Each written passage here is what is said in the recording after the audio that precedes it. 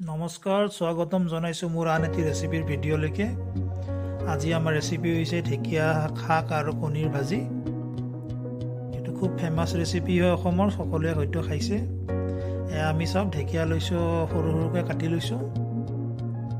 ইয়াৰ লগতে আমি এটা ডাঙৰ পিঁয়াজ কাটি ল'ম, জলকীয়া ল'ম নিজৰ সোৱাদ অনুসৰি, আৰু নহৰু লৈছোঁ। গোটাকৈ ৰাখিব নহৰুখিনি। আমি দুটা কণী লৈছোঁ। আজিৰ ৰেচিপিটোৰ মেইন ইনগ্ৰেডিয়েণ্টখিনি এইখিনিয়ে হয়। সকলোৱে হয়তো খাই ভাল পায় এই ৰেচিপিটো। এয়া চাওক, কেৰাহী এখনত অকণমান তেল গৰম কৰি লৈছোঁ, আৰু এতিয়া আমি ইয়াতে আমাৰ কণীখিনি ফ্ৰাই কৰিম। আপোনালোকে কণীখিনি পিছত শাকখিনি ভাজি থাকোঁতেও এড কৰিব পাৰে। মই আগতীয়াকৈ অকণমান ভাজি লৈছোঁ কণীখিনি। আমি ভুৰ্জি টাইপত কণীখিনি ভাজি ল'ম।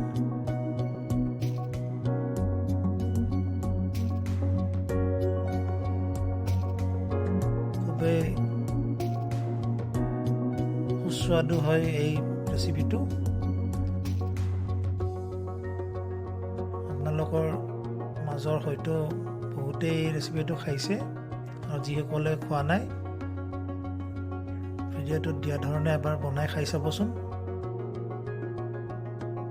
আমি কণীখিনি ভালকৈ ভাজি লৈছোঁ।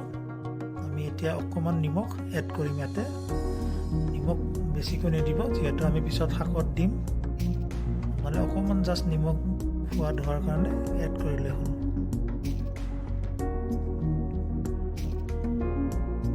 আমাৰ কণীখিনি ভাজি হৈ গ'ল। এটা বাতিত এইখিনি উলিয়াই লৈছোঁ।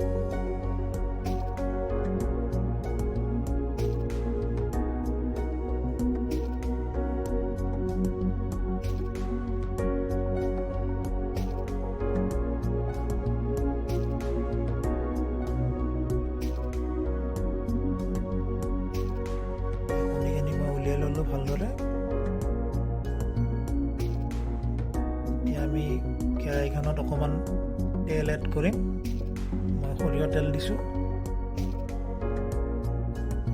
বেছিকৈ নিদিব, অকণমান ল'লে হৈ যায়।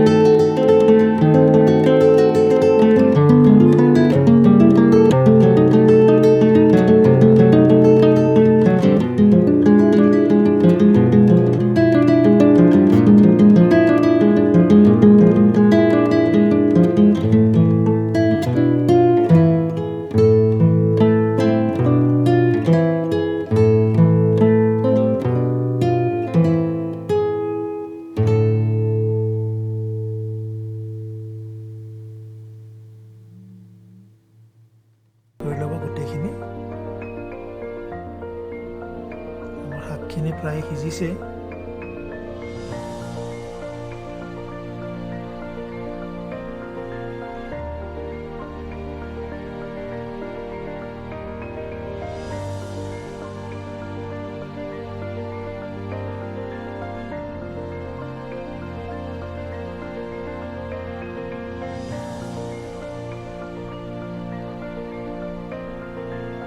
এতিয়া মই অকণমান হালধি এড কৰিম, যিহেতু আগতে দিয়া নাছিলোঁ।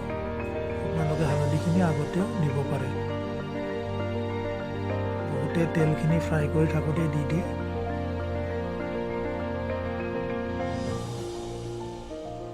এতিয়া আমি হালধিখিনি দি উঠি আকৌ অকণমান ফ্ৰাই কৰিম। যিহেতু হালধিৰ এটা গোন্ধ থাকে নিজৰ, সেই গোন্ধটো বহুতে ভাল নাপায়। গতিকে হালধিৰ যাতে গোন্ধটো নাথাকে, কেঁচা কেঁচা গোন্ধ, গতিকে আমি ভালকৈ শাকখিনি ফ্ৰাই কৰি ল'ম।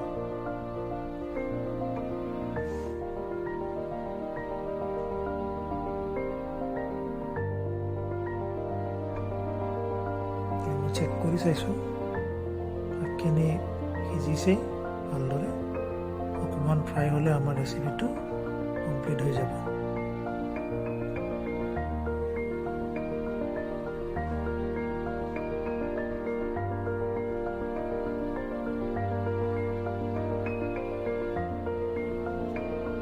আপোনালোকে ঘৰত এই ৰেচিপিটো বনাই খাবচোন। যিসকলে খাইছে তেওঁলোকেতো গম পায়, আৰু যিসকলে খোৱা নাই এইটো ৰেচিপি বনাই খাব, খুবেই ভাল হয়। এতিয়া যিহেতু ঢেকীয়াৰ ছিজন হয়, শাক পোৱা যায় ভালদৰে। এয়া চাওক কি সুন্দৰ ৰেচিপি তৈয়াৰ হৈছে আমাৰ। আপোনালোকে এই ৰেচিপিটো ঘৰত বনাই খাব আৰু সকলোৰে লগত শ্বেয়াৰ কৰিব। মোৰ ভিডিঅ'টো লাইক কৰিব, ভিডিঅ'ত কমেণ্ট কৰিব আৰু ৰেচিপিটো কেনে লাগিছে মোক জনাব। আৰু এইদৰে এনেকুৱা ৰেচিপি পাই থাকিবলৈ মোৰ চেনেলটো ছাবস্ক্ৰাইব কৰিব।